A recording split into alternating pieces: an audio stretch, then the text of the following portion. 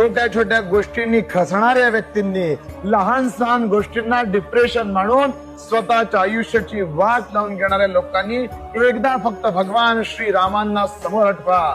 समस्त त्रिभुवनाचं स्वामित्व ज्या रामचंद्राने मिळणार होतं, संपूर्ण संपदा, संपूर्ण राज्य दुसऱ्या दिवशी हातात येणार होतं. आणि अद्या रात्री स्वतःच्या वडिलांनी बोलवून सांगितले की रामा, तुला उद्या राजासन मिळता, तुला वनवास भोगायला लागणार आहे.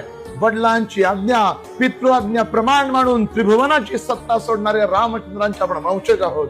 लक्षात घ्या, ज्या रामचंद्रांनी आपल्याला त्याग शिकवला, त्यागाची, वैराग्याची आदर्श मूर्ती त्या रामचंद्रांचा जर आपण आदर्श मानत असू तर एक गोष्ट लक्षात ठेवा की छोट्या छोट्या गोष्टींनी खचून जाऊ नका.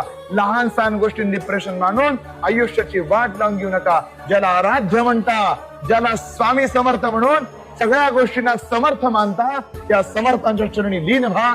महाराज सगळ्यावर उत्तर देतील. श्री स्वामी समर्थ.